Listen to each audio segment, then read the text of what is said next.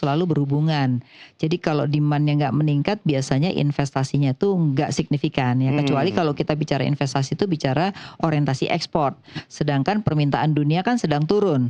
Jadi kelihatannya untuk ekspor pun masih butuh waktu juga. Apalagi sekarang terjadi yang namanya proteksi di semua negara. Jadi bukan hanya di Amerika aja, hampir semua negara juga memproteksi negaranya agar tidak terjadi goncangan perekonomian. Jadi saya melihatnya kita sebaiknya inward looking. Jadi melihat demand domestik ini diperbaiki. Makanya kalau ada wacana PPN diturunkan itu sangat bagus. Kalau 11 misalnya jadi 8% itu sangat bagus. Kenapa? Karena itu akan meningkatkan demand yang signifikan ya. Sambil tadi menciptakan lapangan kerja. Nah, untuk lapangan kerja saya melihatnya gini, ambil sektor yang paling gampang untuk meningkatkan daya beli sebenarnya. Satu sebenarnya, kalau kita bisa menyelesaikan masalah pertanian, itu 30 juta petani naik kelas dalam arti pendapatannya naik, itu selesai kemiskinan. Karena kemiskinan paling tinggi itu justru ada di situ yang pertama ya. Nah yang kedua adalah kita bicara sektor yang kedua itu adalah kalau perdagangan itu tadi hubungannya adalah bagaimana kita membuat supply chain dengan perusahaan besar, selesai juga itu. Ada sekitar 15 juta angkatan kerja gitu. Jadi menurut saya harus dipilih mana yang bisa menaikkan pendapatan dari sektor ini gitu ya. Yang ketiga, UKM itu ada di sektor yang namanya pariwisata. Nah, pariwisata itu ternyata kalau dilihat dari subsektor, pertumbuhannya tinggi tapi kontribusinya masih kecil. Artinya apa? Kalau pemerintah bisa concern, sekarang kan ada yang namanya 10 destinasi kan, tapi kan nggak jalan di lapangan. Coba kalau concern pada 10 destinasi itu, dari ekosistemnya diberesin, UKM itu akan hidup, maka dia juga akan naik kelas gitu. Jadi menurut saya 3 sektor ini aja diberesin, itu sudah bisa menimbulkan pendapatan atau peningkatan pendapatan dari masyarakat gitu. Jadi nggak usah kayak sekarang kan kita mau kasih BLT-nya ditambah, akhirnya duitnya habis, tapi setelah habis duitnya ya udah turun lagi kelasnya gitu loh. Tapi kita harus bicara tentang sektor yang bisa menaikkan kelas dari masyarakat. Itu mungkin perlu prioritas ya. Nah yang keempat itu yang kita lupa adalah hilirisasi kan menjadi program utama ya. Tapi orang itu identik hilirisasi itu dengan pertambangan, dengan padahal hilirisasi itu juga dengan sektor berbasis non tambang juga gitu. Misalnya apa? Sekarang garment kita sama sektor sepatu itu udah hampir mati. Mereka itu cuma bisa marginnya 5%. Berarti kan ini harus kita beresin sektor ini untuk bisa mereka bisa bertahan dengan margin yang baik ya. Nah, investor tuh sebenarnya maunya apa sih? Kalau sekarang yang banyak datang, investor tuh pengennya di kawasan ekonomi khusus. Sekarang tuh yang lagi rame Batang. Batang itu mulai didatangin banyak investor karena menurut mereka cost-nya itu bisa dihitung berapa di sana. Lalu delivery barang pun sudah jelas, ada yang jagain gitu. Mereka takut juga sama preman-preman gitu. Artinya kalau mereka harus menciptakan pabrik sendiri gitu. Jadi menurut saya artinya apa nih, ada demand loh kawasan ekonomi khusus, berarti KEK itu perlu dikembangkan terutama di Jawa Tengah karena mereka menganggap Jawa Tengah itu biaya tenaga kerjanya masih murah. Sekarang udah banyak yang pindah nih dari Jawa Barat, dari Jabodetabek tuh pindahnya ke Jawa Tengah. Nah, jadi menurut saya itu juga perlu menjadi fokus pemerintah gitu. Jadi menurut saya pilihlah, jangan terlalu banyak fokus, jadi akhirnya nggak fokus. Tapi pilihlah fokus beberapa sektor untuk demand, lalu beberapa sektor untuk supply atau dari sisi pengusaha ya.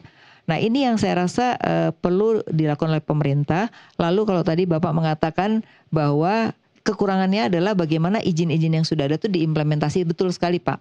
Implementasinya yang belum jalan karena antar kementerian ini belum menciptakan satu ekosistem. Jadi orang tuh kalau mau izin ke departemen lingkungan sendiri, ke sini sendiri gitu, perindustrian sendiri, tidak menjadi satu kesatuan yang dulu katanya di BKPM itu akan jadi satu kesatuan. Nah ini nggak jalan. Nah berarti ini belum ada yang turun ke lapangan ya, makanya saya bilang tadi peraturannya udah banyak tapi belum turun ke lapangan. Bahkan kita di Kadin dan Apindo sedang diminta Menko Perekonomian untuk apa sih deregulasi yang dibutuhkan gitu. Nah, jadi mana yang menghambat itu akan segera diselesaikan. Nah, menurut saya ini harus cepat. Kalau kelamaan harus punya mindset entrepreneur kali ya. Nah, itu dia masalah. Gitu loh. Setuju sekali. Masalahnya birokrat itu tidak mau berubah. Jadi atasannya berubah terus, bawahannya nggak pernah berubah gitu. Iya, kan loyal pada. Betul.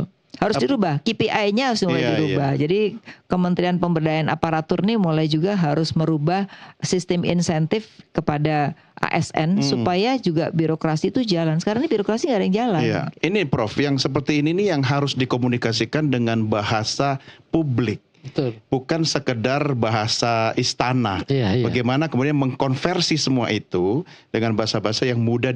Contoh sederhana, Prof. Ya, jujur aja kalau kita lihat media sosialnya kementerian dan lembaga, isinya seremoni kabeh tuh.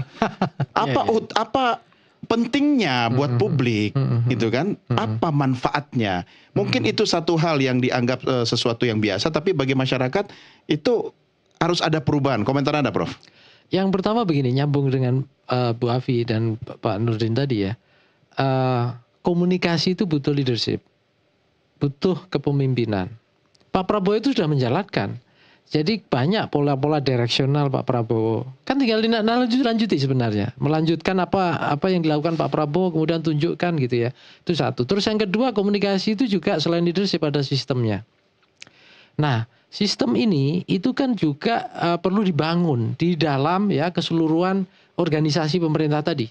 Ya. Nah, yang ketiga itu juga budayanya. Nah, terkait budaya itu begini. Tadi misalnya birokrasi ya. Merubah mindset. Ya, dengan model servant leadership itu sendiri PR gitu ya. Jadi menyambut kalau di perbankan itu kan paling leading ya. Karena kalau perbankan nggak leading lah. Service excellence ya. Iya betul. Customer oriented ya. Iya betul. Customer oriented itu mungkin harus. Birokrasi kita udah melakukan itu servant leadership, tapi yang dilayani leadernya gitu loh. Iya, maksud saya ini kan transformational leader itu Don. Itu kan dari atas sampai bawah standarnya sama. Yang tadi dibilang Bu Afi tentang KPI itu. Iya. Ya butuh training, butuh supervisor. Ada KPI tapi tergantung eselon 1 dan eselon 2-nya. Ya menurut saya itu semua level harus jalan. Oke. Kenapa? Karena itu gini, belum ada, Prof. Saya lihat belum maksimal dan belum sistematis. Sederhana aja misalnya perizinan. Orang kan kadang-kala gini lah. Orang tahu peraturannya, tapi kalau baca peraturan itu kan berlembar-lembar. Iya. Masyarakat itu kan simple. Bisa nggak sih satu slide itu intinya kami harus ngapain? Kan gitu. Yeah. Kalau baca peraturan perundang-undangan berlembar-lembar peraturannya banyak sekali kan gitu. Nanti kalau terlalu sedikit dianggap mereka nggak kerja, birokrasi nggak kerja gitu. Ya kan itu bisa disederhanakan dalam satu sistem yang simple kan Don. Nah maksud saya komunikasi dijalankan dengan cara tadi ya servant leadership juga gitu ya. Kemudian melayani dengan baik dan kemudian ini juga ditunjukkan dengan misalnya tadi kemudahan-kemudahan. Ya selama ini kan kita lihat ya itu kan seringkali nggak nyambung. Pemerintah seremonial mengklaim sudah melakukan ini. Kan seremonial sering seperti itu kan. Sementara masyarakat di medsos juga seringkali kita lihat dan di lapangan yang dipersepsikan beda. Loh, kok tidak seperti yang kami alami kan gitu. Yang ini yang menurut saya nggak bisa kita model pencitraan. Hanya sekedar ini nggak bisa. Ada gap dong. Anda mencoba mengatakan bahwa sebenarnya kepemimpinan nasional sudah memberikan keteladanan. Iya. Tetapi implementasinya tidak sesuai yang kita harapkan. Iya. Berarti ada semacam penghalang. Siapa atau apa yang mungkin bisa menghalangi komunikasi? Belum nyambung dan belum dilakukan secara terintegrasi ya leadership komunikasinya. Saya contohkan gini aja. Saya contohkan ya Don ya. Danantara misalnya Pak Prabowo sudah punya visi tentang Danantara. Ya, Penggerak ekonomi nasional. Oke? Itu kan clear. Kemudian di situ banyak CEO, ya kan? Dan juga melakukan banyak hal, ada restrukturisasi dan seterusnya. Tapi yang kita munculkan apa coba?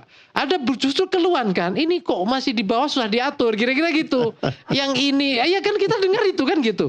Mestinya kan nggak seperti itu kan Don. Mestinya gini loh, ini visi misi super holding, oke? Dalam leadership communication berarti apa? Indo bawah perusahaannya juga visi misinya nyambung. Mengkoreksi visi misi aja belum tentu, apalagi menjalankan implementasi. Tadi kata Pak Nurdin kan gitu. Apalagi bicara outcome, produk, ya kan gitu. Jadi misalnya yang ini Garuda diginikan treatmentnya, yang ini gini. Yang ini nanya kenapa Garuda yang di treatment yang ini tidak. Banyak kan pertanyaan yang lucu-lucu gitu ya. Nah ini contoh ya bagaimana leadership communication itu harus dijalankan gitu loh. Termasuk di berbagai yang lain. Ini di sektor ekonomi, ini di sektor sosial pelayanan, ini di sektor kesehatan.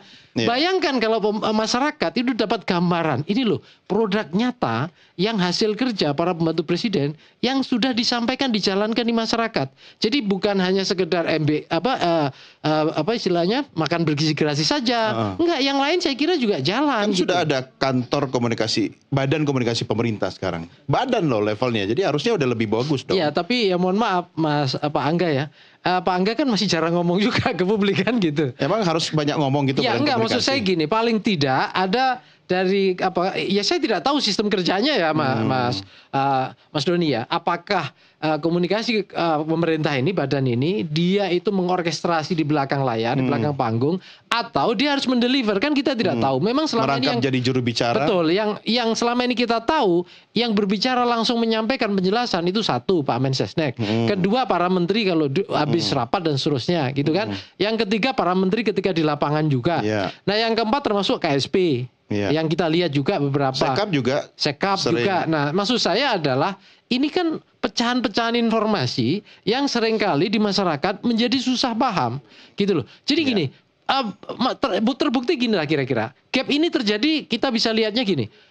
Dari banyak beberapa data survei terakhir teman-teman, ada beberapa melakukan survei itu kan approval rating ke Pak Prabowo tinggi. 70%. 80-an ada. 80-an ya? Ada ya, punyanya Poltreking itu 80-an. 80%. Wapres lebih, misalnya 74 atau berapa.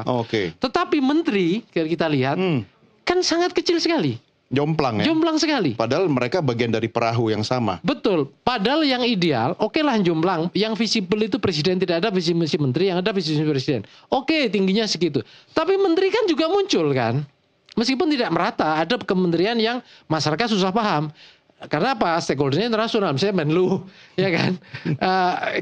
Tapi kalau Menteri Pertanian, Menteri Sosial, Menteri Pendidikan, dengan masyarakat, dan seterusnya itu kan semua masyarakat bisa lihat. Kasihan dong ini, Bappenas Kementerian Perencanaan Pembangunan kan nggak ada urusan sama publik itu. Ya, tapi kan tugasnya merencanakan kan. Tapi maksud saya kira-kira itulah Don. Iya, menarik ya. Tapi ada satu hal penting juga ini karena soal sistem data tunggal ekonomi sosial nasional ya. Ini perlu kita diskusikan. Coba sebelum diskusi saya ingin mengajak Anda, mari sama-sama kita simak statement Presiden terkait hal ini. Pemerintah kita sekarang punya satu sistem data tunggal sosial ekonomi nasional, DTSEN. Untuk pertama kali. Sekarang tidak ada kementerian, tidak ada lembaga yang boleh pakai datanya sendiri-sendiri. Satu data. Ini kita ingin meningkatkan ketepatan dalam aliran bantuan-bantuan sosial. Data yang keliru bisa mengakibatkan penghamburan uang. Data yang keliru bisa mengakibatkan mereka yang berhak menerima bantuan tidak menerima. Mereka yang tidak berhak menerima. Jadi ini saya kira arti strategis daripada data tunggal sosial ekonomi nasional. Ya, baik, kita lanjutkan diskusi kita. Pak Nurdin, ada komentar soal yang disampaikan Presiden tadi? Ya, terima kasih Mas Doni.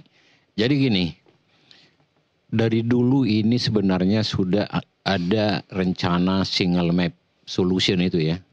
Jadi bukan hanya di sosial. Jadi misalnya data daripada kehutanan kita itu harus sama mulai di BPN-nya, pertaniannya, PU-nya untuk infrastruktur dan juga dari segi keamanannya. Untuk semua masing-masing departemen ini mengeluarkan tupoksinya untuk mendukung program-program atau proyek-proyek yang dibangun apakah swasta maupun pemerintah. Jadi single identity map dia di situ. Jadi kalau masuk kepada sosial, ini mungkin yang dimaksud daripada pemerintah di sini Pak Prabowo adalah data kemiskinan, data penerima daripada MBG itu, BLT itu. Ya. Jadi ini sebenarnya sudah ada di Dukcapil itu, data daripada Indonesia itu sudah ada. Sekarang kan KTP-nya pun kan udah sama semua kan, seluruh Indonesia, hanya satu. Kalau dulu kan ada rumah saya di Bandung harus bikin KTP di situ. Ada rumah di Medan bikin KTP di situ. Seperti saya dulu karena ada rumah di beberapa tempat, KTP saya bisa 5. Nah, ini. Sekarang tinggal satu. Tinggal satu. Jadi artinya ini harus dilaksanakan. Apabila pemerintah mau mendapatkan satu kepastian terhadap siapa mendapatkan apa, kepastian siapa yang tidak mengerjakan tupoksinya, kepastian di mana ini hilangnya uang atau makanan, itu pakai map ini. Jadi kami sebagai entrepreneur ya, sedikit sistematika berpikirnya sederhana. Mindset kita sebenarnya kalau untuk membangun daripada ekonomi yang atau perusahaan itu, target kita itu ditentukan. Setelah itu bagaimana kita melakukan daripada pelaksanaannya, planningnya, dan pengawasannya sehingga nanti itu bisa betul-betul produktif dan maksimal. Jadi data yang dimaksudkan oleh pemerintah inilah semua data kita semua. Ya. Tidak ada lagi data lain. Ya. Jadi kalau misalnya anggarannya 72 triliun atau 80 triliun yang sudah bertambah untuk MBG tahun ini misalnya atau tahun depan, jadi tahu kita semua kemana uang ini. Tahu kita di mana manfaatnya. Dan itulah didigitalkan dan inilah yang terkontrol di mana-mana bisa membuka data itu. Berarti bagi investor atau pengusaha penanaman modal asing misalnya, ini bagus dong kalau ada data tunggal, sistem data tunggal seperti ini Pak ya? Dan itu yang diharapkan. Dan itu yang harus dituju. Jadi kalau di negara-negara maju seperti di Jepang, Eropa Barat, Amerika, pasti sudah data itu ada. Bahkan data kita lebih lengkap mungkin di luar daripada di Indonesia. Itu lebih lengkap itu. Iya. Saya pernah di Jepang, training di situ dulu, belajar. Itu data daripada Danau Toba di Jepang itu komplit dengan kampungnya itu ada semua.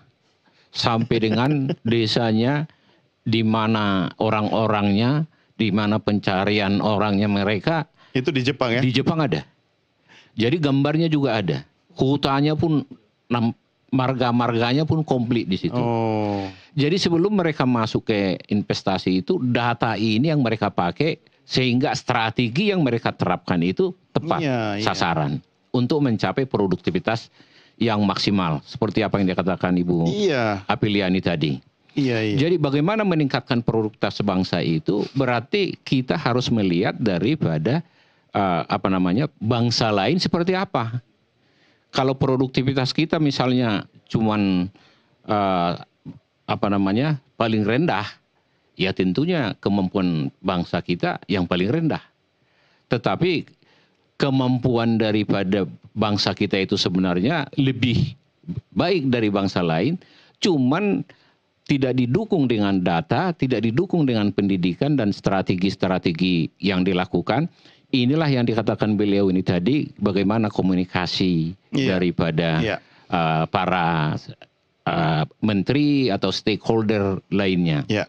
Jadi kira-kira seperti itu. Ya, saya setuju Pak Nurdin, Bu Afi. Sekarang PR besarnya adalah kalau sistem data tunggal ini kemudian bisa jadi modalitas besar kita untuk menjadi sesuatu yang memberi kepastian bagi investor, khususnya PMA, harusnya pertumbuhan ekonomi kita bisa terukur dong, lebih progresif begitu atau gimana? Oke, kalau disampaikan tadi itu adalah sosial ekonomi. Jadi sosial ekonomi itu lebih pada tadi penerima BLT. Tapi bagaimana data-data yang berkaitan dengan sektor pertanian, kehutanan, itu yang sebenarnya yang dibutuhkan investor. Karena kan investor pasti kalau ke sini tahu lahan, statusnya lahan seperti apa. Nah, itu yang belum ada. Betul. Jadi kita tuh dulu punya yang namanya, jadi setiap daerah itu sudah jelas peruntukannya untuk apa itu jelas. Tapi seringkali nanti di dalam pemerintah daerah itu peruntukannya bisa berubah. Iya, RT RW-nya. Iya, betul. Jadi ganti wali kota ke bupati berubah lagi. Nah itu, jadi menurut saya yang seperti ini harusnya nasional, tidak boleh diserahkan kepada gubernur atau daerah. Karena kita tuh nggak, kalau lewat dari sekian hektar dikasih kepada gubernur ya udah hancur gitu. Nah ini yang bisa merusak lingkungan sebenarnya. Jadi satu adalah menurut saya bukan hanya sosial ekonomi tapi seluruh data, bahkan antara perdagangan dengan pertanian itu juga harus hari satu. Ini kan sekarang terjadi nih, kata pertanian, ini nggak butuh import karena produksi ada. Tapi kata perdagangan ini perlu import karena datanya menunjukkan kekurangan. Akhirnya tuh terjadi benturan. Nah, karena apa? Karena tidak satu data. Jadi kalau satu data menurut saya bukan hanya sosial ekonomi, tapi seluruh yang berkaitan dengan perekonomian tuh harus ada satu data. Lalu kan kita dulu mengenal yang namanya repelita ya, repelita 1, 2. Nah, repelita ini jangan cuma 5 tahunan, tapi juga harus terus-menerus siapapun presidennya harus melanjutkan. Jangan setiap presiden ganti peraturan, ganti kebijakan. Jadi investor juga merasa bahwa wah nanti nggak ada kepastian. Nggak ada kepastian. Iya. Gitu. Itu juga menjadi satu hal yang menjadi catatan di dalam tidak hanya sekedar data sih menurut Sebenarnya saya. hal sederhana ya Bu Afi ya, negara tetangga Singapura kan memang living cost lebih tinggi ya Indonesia, tapi semuanya pasti. Ya. Kita bisa menghitung kalau ke sana naik public transportation berapa, Betul. ya kan, naik taksi berapa atau sewa mobil berapa.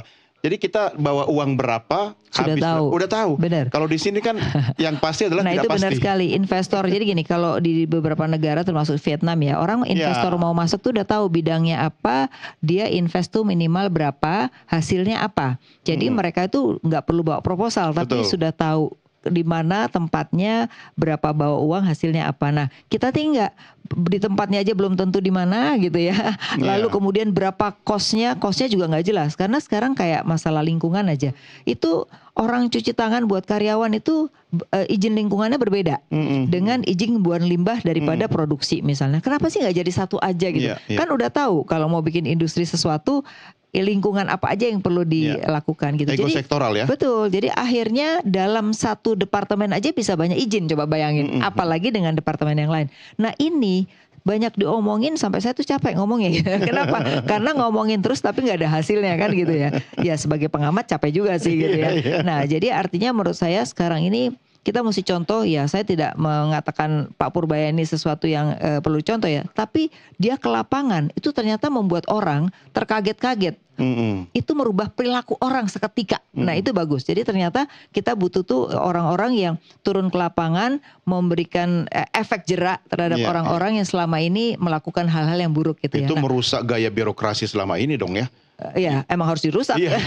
Kalau nggak gitu nggak kembali ke yang benar kan gitu. Jadi Tapi mengembalikan ke jalan yang benar. Baik, yang menarik bagi pelaku usaha sendiri Pak Nurdin, kan selalu ada harapan. Kalau kita lihat pertumbuhan ekonomi, optimisme Presiden dan analisa Bu Afi tadi, oke, kita harus optimis lah ya.